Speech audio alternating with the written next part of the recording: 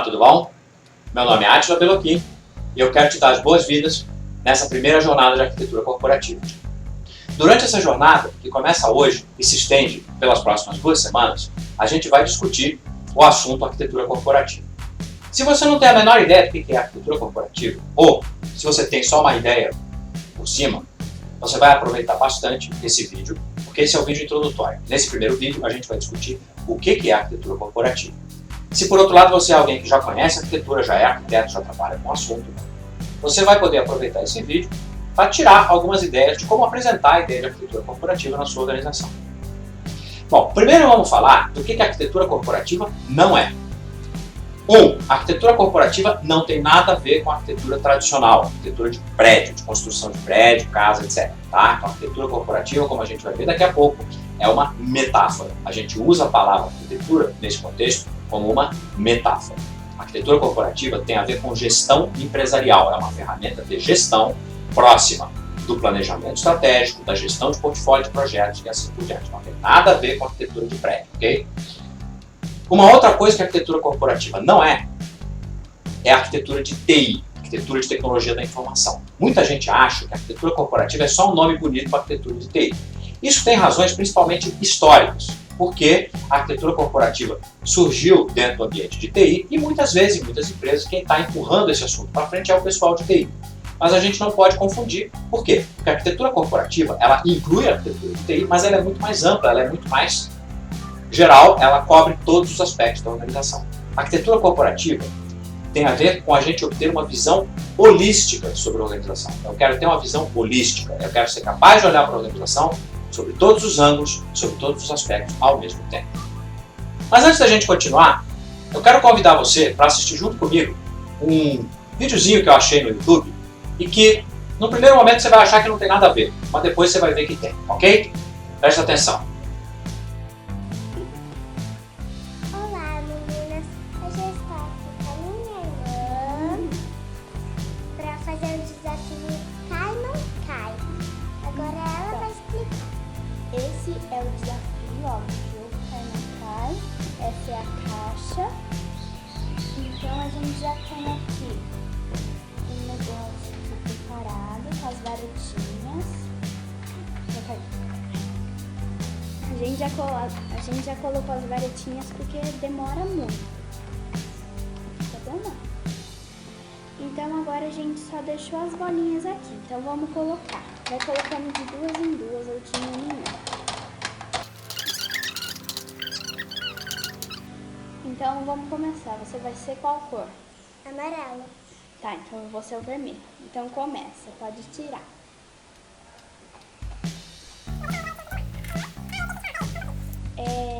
Quem derrubar o menor número de bolinhas ganha. E quem derrubar o maior perde, né? Mas é só um jogo, não vai atrapalhar nada.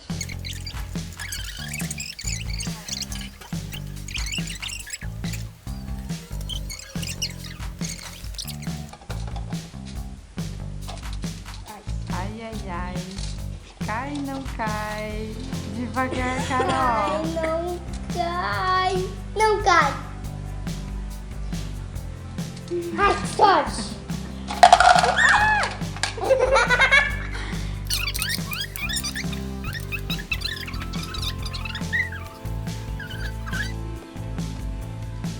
Ai, vai cair. Não, não vai. Que sorte. 8. Só isso aqui. Nem mexi. Então, 1, 2, 3. Eu venci. Mas assim, a gente faz esse jogo pra divertir mesmo, né? Começar tudo de novo. Ai, meu Deus. Não, dá tchau, senão vai ficar 1 hora esse vídeo. Não, então dá tchau. Dá tchau, Daí então. a gente brinca. Dá tchau, Carolina. Dá tchau, você, então. Tchau. Espero que tenha gostado do vídeo. E aí, gostou do vídeo? Por que eu apresentei esse vídeo para você? Por uma razão muito simples. Você prestou atenção na cara da menina da direita?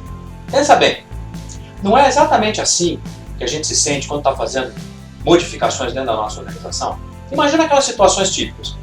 A empresa vai fechar um departamento ou fundir 2 departamentos, ela vai descontinuar um produto, ela vai lançar um produto novo, ela quer fechar um prédio, ela tem um prédio, por exemplo, numa cidade, aquele prédio está com um aluguel muito caro, a empresa quer fechar aquele prédio e se mudar para uma outra cidade do interior, a empresa quer modificar um sistema de informação ou ela quer melhorar um processo de negócio. Em todas essas situações, o que acontece quase sempre é que ninguém é capaz de fazer análise de impacto dentro da organização. Ou em outras palavras, ninguém sabe que bicho que dá. A gente se sente exatamente como quem está jogando cai não cai.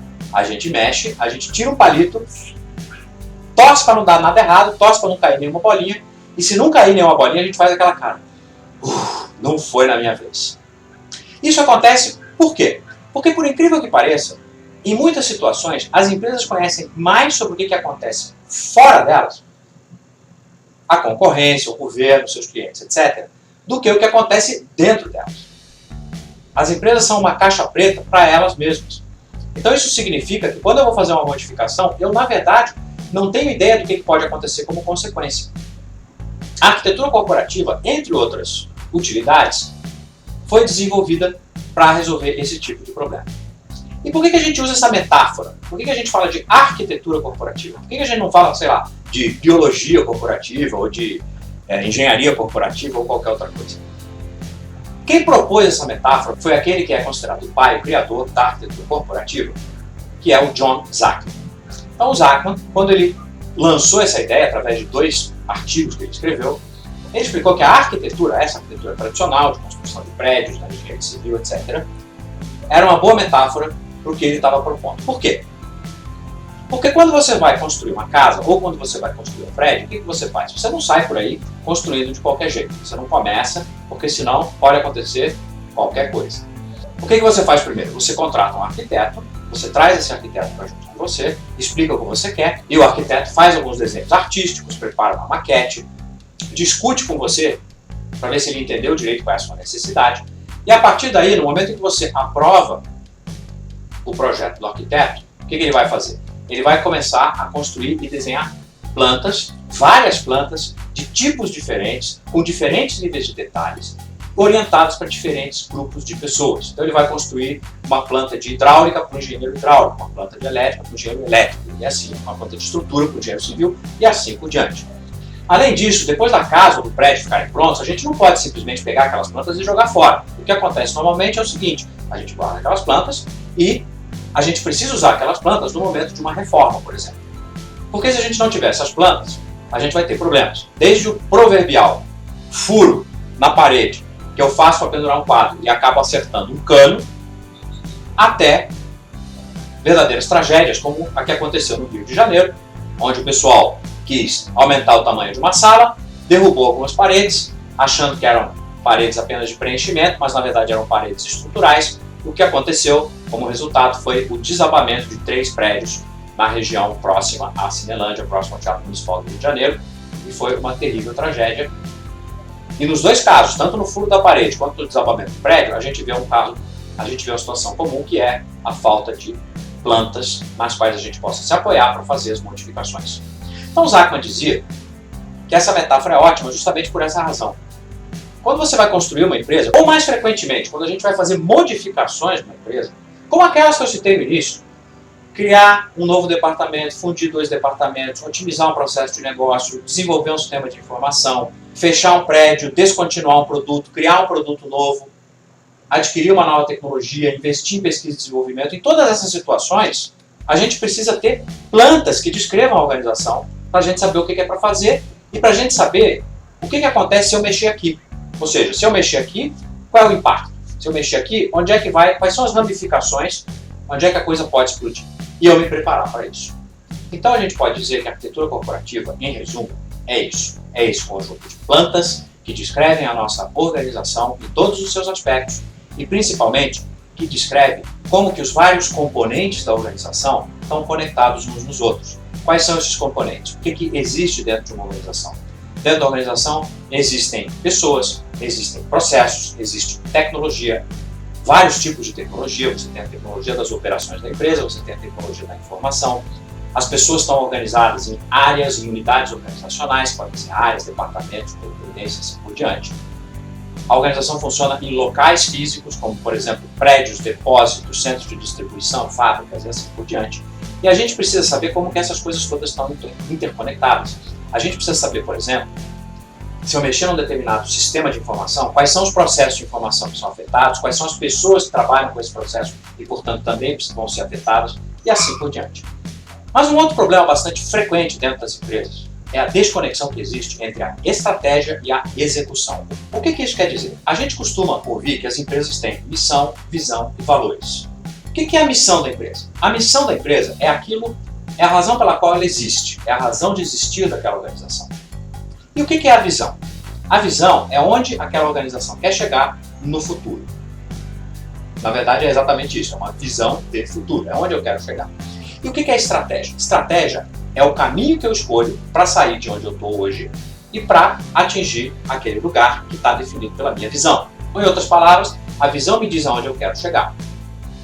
Para que serve a arquitetura corporativa nesse contexto? Muito simples. Na medida em que você sabe aonde você quer chegar, você vai escolher uma estratégia para chegar lá. A função do arquiteto, nesse caso, é responder a seguinte pergunta. Dada essa visão, dado esse lugar onde eu quero chegar, do que eu vou precisar quando eu estiver lá? Ou, em outras palavras, quais são os componentes organizacionais, os recursos organizacionais que eu vou precisar para cumprir essa visão? A visão, tipicamente, vai gerar aquilo que a gente chama de metas estratégicas. As metas estratégicas, de certa forma, são maneiras concretas da gente saber se a nossa visão foi atingida. Vamos supor que uma organização tem como meta estratégica, dentro da sua visão, atingir, vamos dizer, 60% de market share, de participação de mercado, nos próximos 5 anos. Muito bem. A pergunta que o arquiteto vai ter que responder é a seguinte: do que a gente vai precisar para ter 60% de market share daqui a 5 anos? Ou, em outras palavras, quais são os processos que a gente vai ter? Quais são as pessoas e que competências essas pessoas vão ter que ter para a gente operar esses processos? Que sistemas de informação vão ser necessários para habilitar esses processos? Que tipo de infraestrutura a gente vai precisar para habilitar esses sistemas e o resto da tecnologia que a gente vai precisar? Que tipo de pesquisa e desenvolvimento a gente precisa fazer? Que mudanças na estrutura organizacional, no organograma a gente vai precisar? Todas essas perguntas vão ter que ser respondidas. Então isso significa o seguinte, que eu vou ter que, como arquiteto, desenhar também as plantas de como que a organização vai ter que estar daqui a 5 anos. E o que são essas plantas? São uma coisa muito simples. Na verdade, são coisas que a gente está acostumado a ver no dia a dia da organização. Por exemplo, o organograma da empresa, a sua cadeia de valor, as descrições de papéis, ou seja, que competências e um determinado papel que a pessoa precisa ter para assumir um determinado papel dentro da organização, quais sistemas de informação a gente vai precisar e assim sucessivamente. Agora, é evidente que não basta eu saber onde eu quero chegar, eu preciso saber onde eu estou também. Então eu preciso ter um segundo conjunto de plantas, que são aquelas plantas que descrevem como que a minha organização é hoje. Então, de posse desses dois conjuntos de plantas, ou seja, daquelas plantas que descrevem como a organização é hoje e daquelas outras que descrevem como é que a organização tem que ser, eu sou capaz de fazer o quê? Eu sou capaz de desenhar um roadmap. Eu sou capaz de desenhar o caminho que precisa ser seguido para a gente sair de onde está, para chegar onde a gente quer. Então aqui a gente já identificou duas finalidades, dois benefícios, duas vantagens de se ter uma arquitetura corporativa. O primeiro que a gente falou foi a capacidade de fazer análise de impacto no momento das mudanças. Ou seja, o que acontece quando eu fecho um departamento, o que acontece quando eu desligo um sistema, o que acontece quando eu descontinuo um produto e assim por diante. Uma segunda utilidade da arquitetura corporativa é ajudar a organização a fazer um plano para sair de onde ela está, para atingir as suas metas estratégicas que foram definidas com base na sua visão de futuro. Nesse sentido, a arquitetura corporativa ajuda a gente também a resolver um outro problema muito comum nas empresas. Todos os anos a empresa investe em uma série de projetos. Se a gente pegar todos esses projetos juntos, a gente pode dizer que a gente tem um portfólio de projetos. E o que acontece com esse portfólio de projetos? Muitas vezes, esse portfólio de projetos está contaminado com um monte de projetos que não tem nada a ver com a estratégia, não tem nada a ver com a visão, não tem nada a ver com os objetivos da empresa. Muitas vezes, esses projetos só estão sendo financiados, aprovados e executados porque existe alguém dentro da organização que tem um crachá grande o suficiente para garantir a execução do projeto. É o que em inglês o pessoal chama de pet projects, ou seja, projeto bichinho de estimação. Por quê? Porque é o bichinho de estimação daquele executivo, por exemplo, que quer aquele projeto por qualquer razão pessoal dele, mas que tem pouco a ver com a empresa. Também acontece da empresa ter o quê? Projetos duplicados, projetos contraditórios, projetos para construir coisa que já existe, mas que ninguém sabe que já existe porque está perdido em algum outro departamento, e assim por diante. Para resolver esse tipo de problema, as empresas adotaram metodologias de gestão de portfólio de projetos, que são metodologias que ajudam a detectar esse tipo de problema, jogar fora aqueles projetos que não tem nada a ver, identificar a duplicação de projeto, esse tipo de coisa, e chegar num portfólio bacana. Um portfólio que tem a ver com a necessidade estratégica da organização. Só que tem um probleminha. As técnicas de gestão de portfólio, elas ajudam a gente a detectar quais são os projetos que não deveriam estar sendo feitos. Mas ela não ajuda a gente a detectar quais projetos a gente efetivamente deveria estar fazendo. Por quê? Porque a gestão de portfólio nada mais é do que um filtro. Eu tenho aqui uma peneira, caem os projetos e a minha peneira vai deixar passar apenas aqueles projetos que não são contrários à necessidade da organização. Só que a gestão de portfólio, na medida que ela é uma peneira, ela peneira os projetos que caem nela, mas ela não sugere projetos. E esse é mais um dos benefícios da arquitetura corporativa. Se eu sei onde eu estou, que é a minha situação atual, aquilo que a gente chama de arquitetura atual, e se eu sei onde eu quero chegar, que é o que a gente chama de arquitetura futura, eu sei o seguinte: quais são os projetos que eu realmente preciso? São aqueles que me pegam aonde eu estou hoje e me fazem chegar aonde eu quero chegar. Ou, em outras palavras, quando eu tenho uma arquitetura corporativa, eu sou capaz de sugerir os projetos necessários. Os projetos necessários são aqueles que me levam da situação atual até a situação futura. Então vimos aí já um terceiro benefício da arquitetura corporativa, que é a capacidade de criar um portfólio de projetos alinhado com a estratégia e que seja eficaz na implementação desta mesma estratégia. Então vamos contar um pouquinho da história da arquitetura corporativa. Como eu já disse para vocês, ela foi criada pelo John Zachman.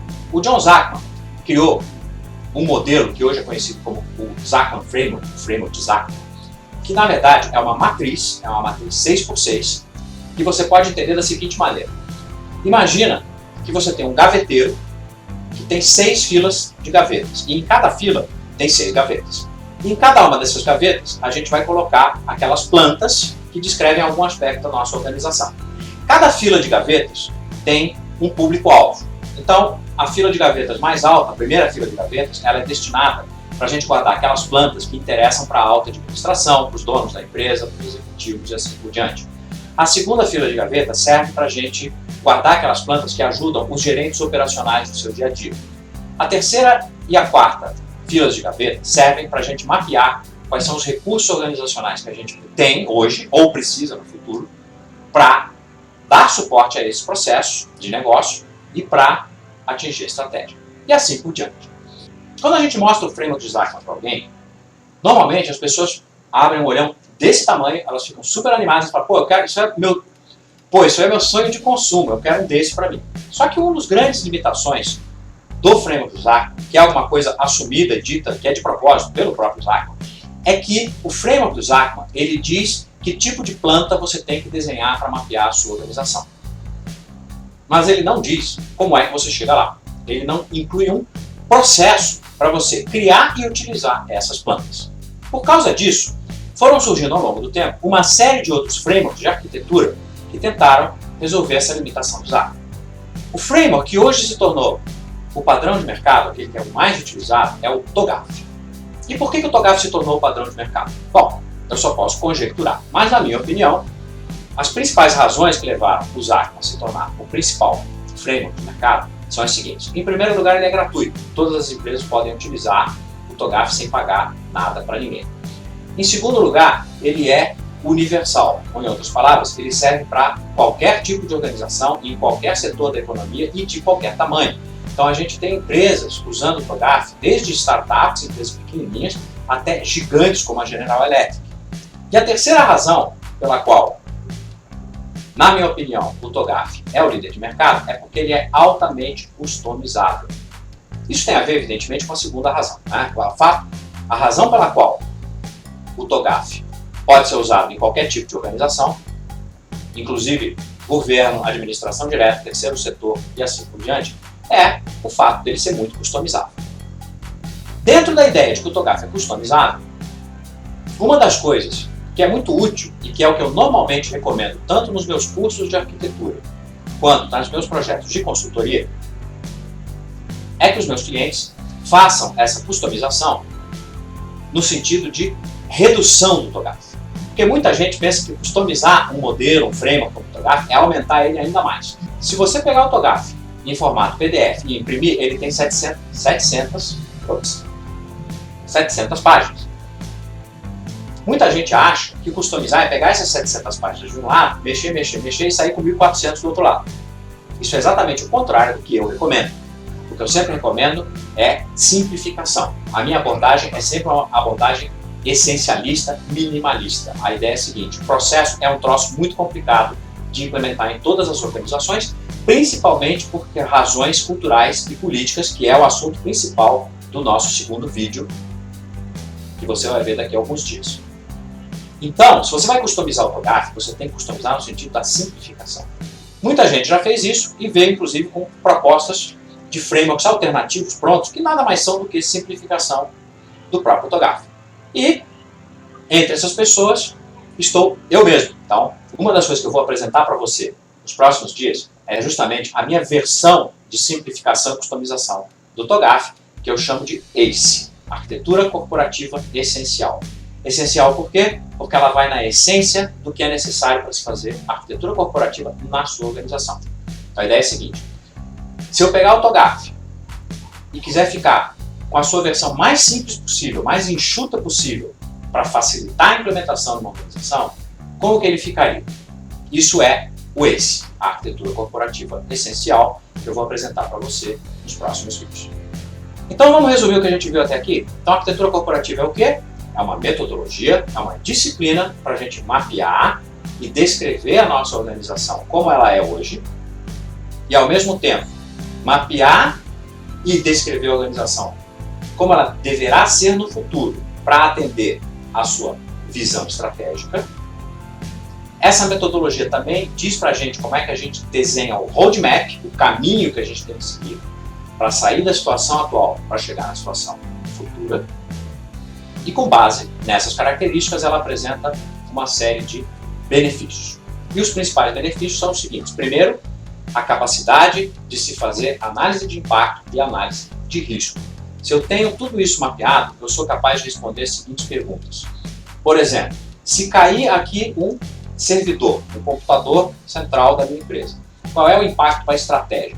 Se você for no data center da sua empresa e perguntar isso para alguém, provavelmente o que você vai ter como resposta é um ponto de interrogação, uma cara de ponto de interrogação, porque é possível que a pessoa para quem você perguntou isso nem sequer entenda a sua pergunta. Com a arquitetura, a gente é capaz de responder essa pergunta. Eu sou capaz de dizer o seguinte: bom, se este servidor cair, vai cair o sistema de CRM. O sistema de CRM é o sistema que dá suporte ao processo de atendimento ao cliente. Então, se cair o CRM, o processo de atendimento ao cliente para. Se o cliente telefonar para a minha empresa, ele vai ouvir aquela frase maravilhosa que ele adora, que é: o senhor pode estar ligando mais tarde porque o sistema está fora do ar? Isso vai fazer com que o cliente não fique muito feliz com a minha empresa e isso vai impactar a minha meta estratégica de aumentar a minha participação de mercado através da fidelização de clientes. Está vendo? Então eu consegui ligar da estratégia até a infraestrutura de TI, passando por tudo que tem no meio. Eu liguei estratégia com processos de negócio, processo de negócio com sistema, sistema com infraestrutura. Então eu sou capaz de fazer esse tipo de análise de risco. Também sou capaz de fazer análise de impacto, que é o mesmo caminho feito no sentido contrário, de cima para baixo. Se eu quiser mudar a minha estratégia, se eu estou, por exemplo, numa estratégia de corte de custos, mas eu estou vendo que o que está acontecendo é que os meus clientes me odeiam, o que eu preciso fazer? Então eu defino lá uma meta estratégica de encantar os clientes. Agora, para encantar os clientes, eu vou precisar de um novo processo de atendimento ao cliente. Para eu rodar um novo processo de atendimento ao cliente, eu vou ter que ter um sistema de informação, um CRM, que dê suporte a esse processo, e para isso talvez eu tenha que mexer na minha infraestrutura. Agora, Pelo fato de eu ter a minha arquitetura toda mapeada, eu sou capaz de dizer, por exemplo, que para encantar o meu cliente, quais são os processos de negócio que precisam ser mexidos. Então, por exemplo, eu sei que não só o processo de atendimento ao cliente precisa ser mexido, mas também o processo de vendas. Afinal de contas, o primeiro contato que o cliente tem comigo é no momento da venda. Então, eu sou capaz de identificar o que eu preciso, por exemplo, para melhorar o meu processo de venda. Então, para o meu processo de venda melhorar, eu preciso de quais tipos de competências nos meus vendedores. Isso vai impactar os meus processos de RH relacionados com os vendedores, com o recrutamento e seleção, com a capacitação desse pessoal, com o seu plano de desempenho, o plano de remuneração e assim por diante. Para mexer nesses processos, eu vou ter que ver quais são os sistemas de informação por baixo que eu preciso para esse processo rodar e assim por diante. Então, eu sou capaz de fazer análise de impacto e análise de risco. O que mais? A gente viu também que a arquitetura ajuda a gente a construir um portfólio de projetos coerente que tem a ver com a estratégia. E uma coisa que eu não falei até agora, mas que talvez você já tenha se tocado, é o seguinte, que na medida em que eu estou obtendo essa visão holística da organização, na medida em que eu não estou mais olhando para a empresa em termos de silos, né, os famosos feudos que tem na empresa, e também que eu não estou olhando só em termos de camadas, processo, sistema, etc., tudo isolado, eu sou capaz de ter essa visão global, essa visão de alto nível da organização e com base nisso eu sou capaz de identificar componentes reusáveis, ou seja, eu vou identificar, por exemplo, sistemas de informação que podem ser usados em mais de um processo dentro da organização. Eu vou identificar, inclusive, processos de negócio que podem ser reusados em outros lugares e assim por diante. Então tem aí um terceiro benefício. Eu queria resumir para você algumas das palavras-chave que apareceram por aqui, mas que definem a arquitetura corporativa muito bem. A primeira dessas palavras é rastreabilidade. O que é rastreabilidade? O que é essa palavra complicada? Ela indica a minha capacidade de rastrear os meus componentes organizacionais, ou seja, descobrir como é que eles estão ligados uns nos outros. É essa rastreabilidade que permite a gente fazer, essa rastreabilidade, por exemplo, desde a estratégia até a infraestrutura, que me permite, por exemplo, ser capaz de fazer o quê? Aquela análise de impacto, ou, se você quiser olhar de baixo para cima, aquela análise de risco. Então a primeira palavra é rastreabilidade. A segunda palavra é reuso, ou reusabilidade, se você preferir, que eu acabei de citar. A terceira palavra é integração, a capacidade de eu pegar feudos, coisas desconexas, processos que não conversam, mas deviam conversar e, na medida em que eu tenho essa visão holística, eu sou capaz de desenhar uma maneira deles trabalharem juntos. Então essas três palavras, integração, rastreabilidade e reuso, são talvez as palavras mais importantes ou as que melhor descrevem o que é e para que serve a arquitetura corporativa. Um dos impactos de se adotar a arquitetura corporativa, você deve ter percebido, é que no ambiente onde se trabalha com arquitetura corporativa, todas as áreas, todos os departamentos da organização precisam trabalhar muito alinhados, muito integrados. O que significa que a disciplina de arquitetura corporativa ela não é propriedade de nenhuma área da empresa. Esse é um problema muito sério que a gente encontra com muita frequência, porque ele gera muito mal entendido e acaba gerando resistência política e problemas culturais dentro das organizações. Muitas vezes, quem chega para propor a arquitetura corporativa dentro da organização vem de um determinado departamento, por exemplo, da TI, e acaba passando a ideia de que tudo isso que a gente falou hoje vai ser feito por ele, arquiteto que está, por exemplo, dentro da TI. Então isso gera um monte de confronto, um monte de conflitos dentro da organização, e isso é totalmente desnecessário. Então, para você que já é arquiteto, que está numa área de arquitetura, vai esta dica. Quando você apresentar a arquitetura corporativa, jamais apresente isso como uma metodologia que você pretende implantar dentro da organização para você gerenciar, para você controlar, porque você vai estar passando a ideia de que você quer meio que invadir o quadrado de todo mundo. Esse é um erro que eu já cometi com frequência no início, quando eu comecei a fazer esse tipo de apresentação. Vou contar uma historinha. Eu tive um cliente que assistiu meu curso de arquitetura, gostou muito e marcou uma reunião dentro da empresa dele para que eu apresentasse o conceito lá também. Mas a gente não se tocou desse problema e o que acabou acontecendo?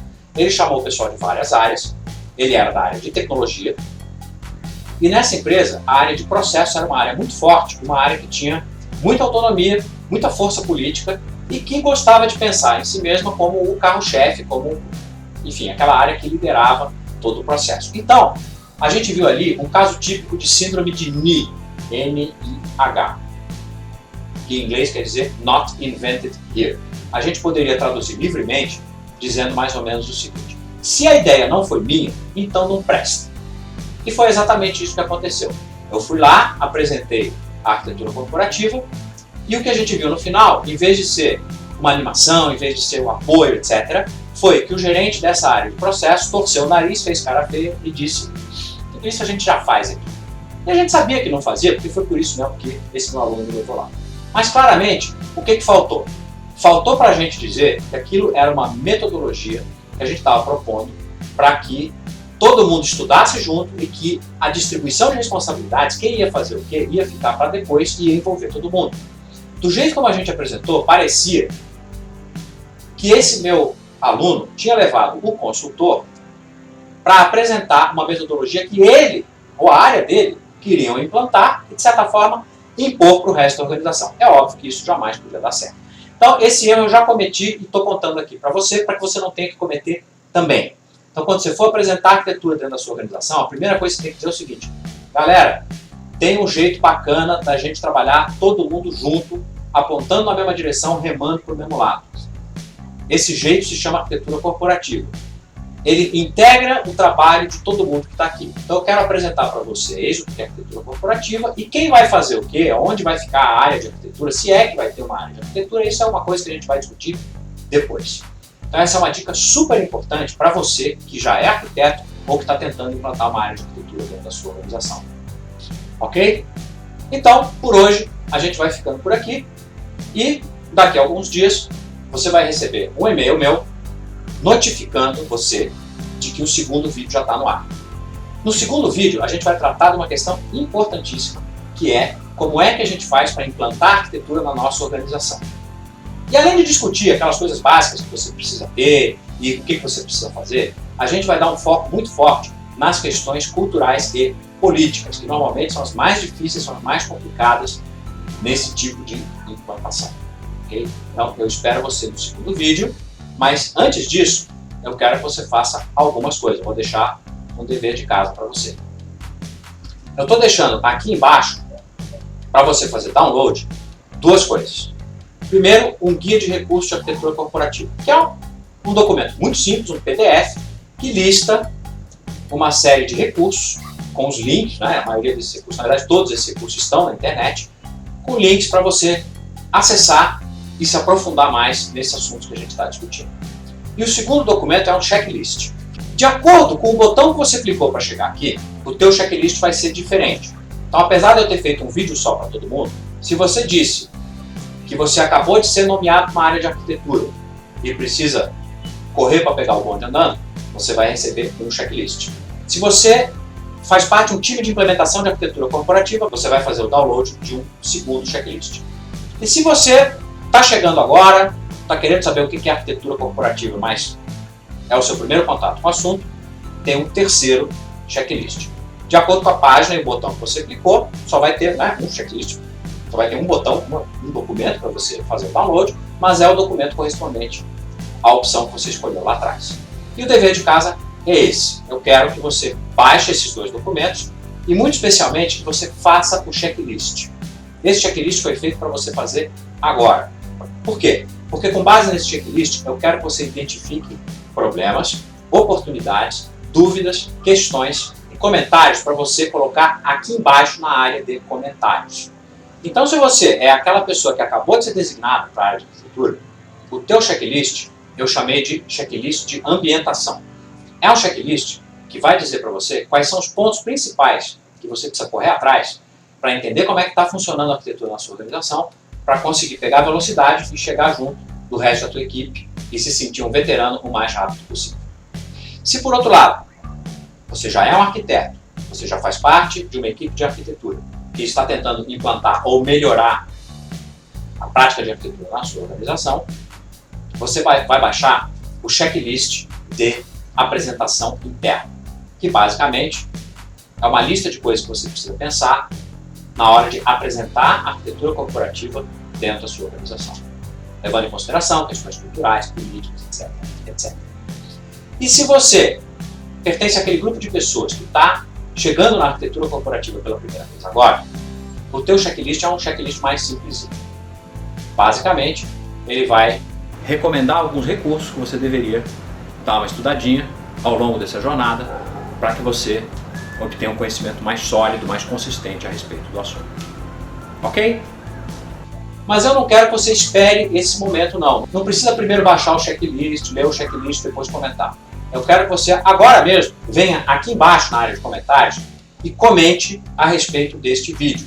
Basicamente, eu quero o teu feedback, eu quero que você me diga se você gostou e, mais importante ainda, eu quero que você diga para mim, aqui nos comentários, quais são as suas dúvidas, que outros assuntos você gostaria de me ver abordar ao longo dessa jornada de arquitetura, porque eu vou usar esses comentários que vocês estão fazendo na elaboração dos próximos vídeos da jornada.